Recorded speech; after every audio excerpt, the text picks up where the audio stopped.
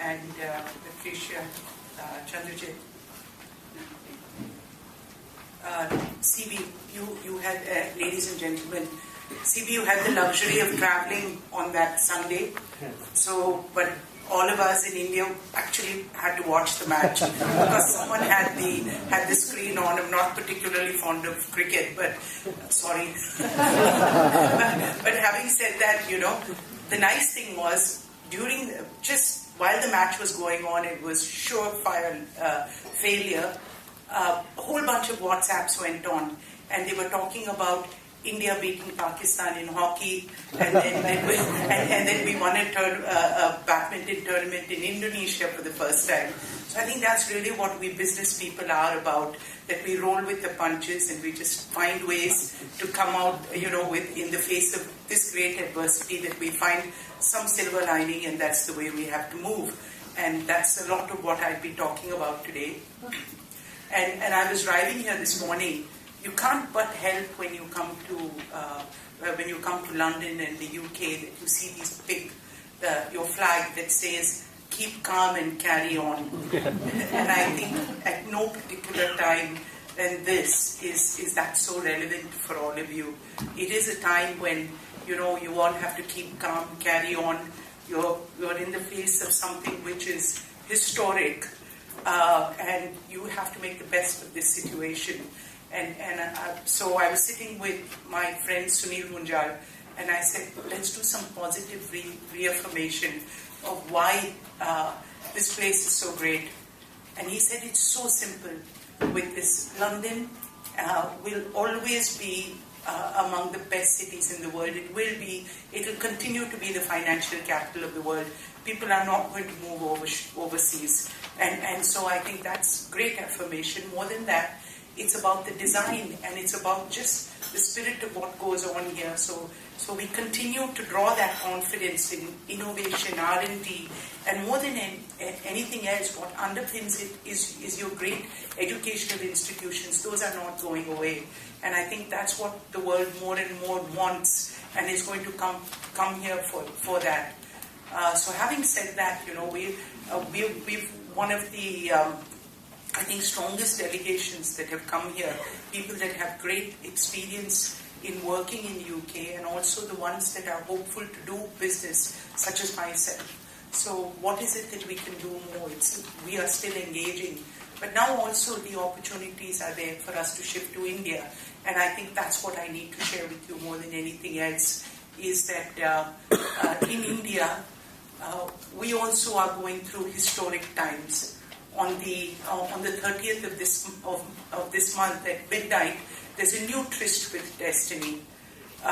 Many years ago, close to 72 years ago, 70 odd years ago, the tryst with destiny is when we created. When we got independence as a new country, and that was also called. That was freedom at midnight.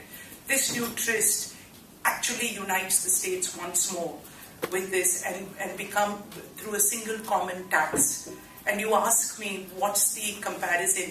The easy one is to say at that time it was a bunch of princes that they were trying to bring together into one republic.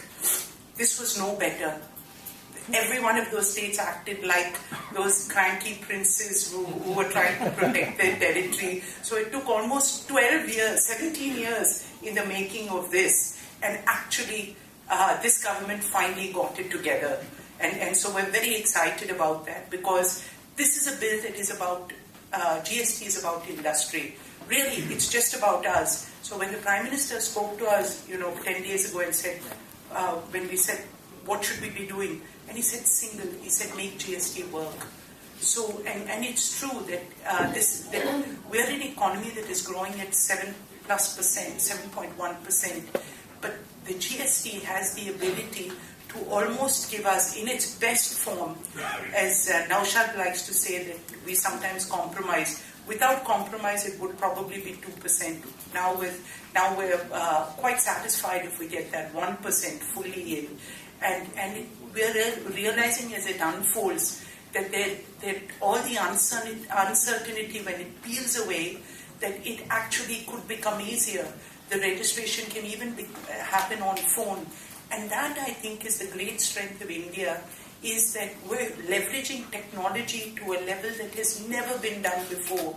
Because we realize with a population of 1.5 billion, we cannot continue in the same way that business was done in the past. We have to find solutions. We have to find frugal solutions. We have to find fast solutions.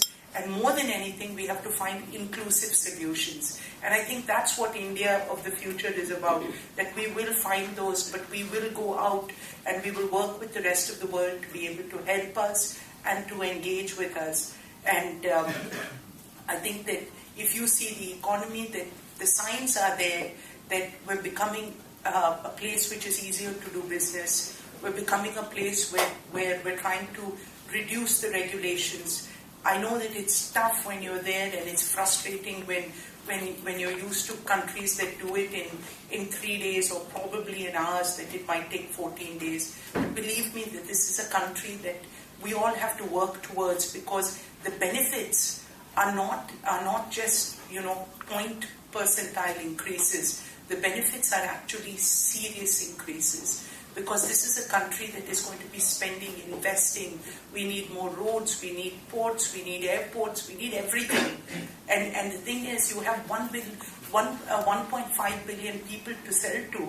You have millions, hundreds of millions of people with smartphones, even in villages that are engaging. And that's where the excitement is, I think. That's where the possibilities lie.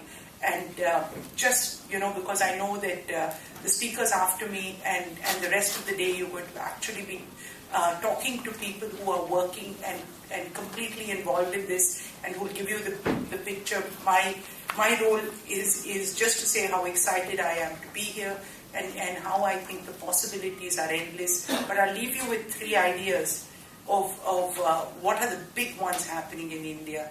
And truly, one is defense. That India is tired of being taking the place between the first and the second highest importer of defense equipment. It's time we start making it in India, and we'll give out those contracts and create in India. But the thing is that we want to partner with everybody. So the opportunities are going to be tremendous. The opportunities in advanced manufacturing. It's about time that we move away from the incremental of what we do. And India is the place where the Prime Minister actually talks about 3D printing. I was so surprised when, he said, why can't we do 3D printing for homes and create those 20 million homes that we want to build for Indians at a good price? So that's where it comes. Bring us advanced manufacturing. Bring it to us at a price that we can afford. I had the opportunity, to speak to the gentleman from JCB, and I do know that's one of the fastest growing markets for them in the world, and that's where it is. It's about construction. It's about creating new opportunities for our people, and which brings me to the last and the most exciting is the startup environment. And I think that when I spoke about the British R&D and the research and your design capabilities, it's a perfect fit with what's happening in India. That every kid that has this great engineering and who has gone through with the mathematics and the science that we teach, to marry it with innovation and R&D and to create those startups that will actually transform the world. I think the possibilities are endless, and those are the things that we come today to actually talk about, the new industry, what we can do, but also to say that in the old, when we talk about building 100 cities, that's a huge opportunity. So I think it's the new, it's the old, and it's the young, and it's the restless. But these are the challenges and these are the opportunities. So I hope that many of you know India so well. Many of you have worked with us. So much of what I say is not new, but I think that all of us are in some interesting and trying times. And as business people, we just make the best that we have and succeed. So thank you very much.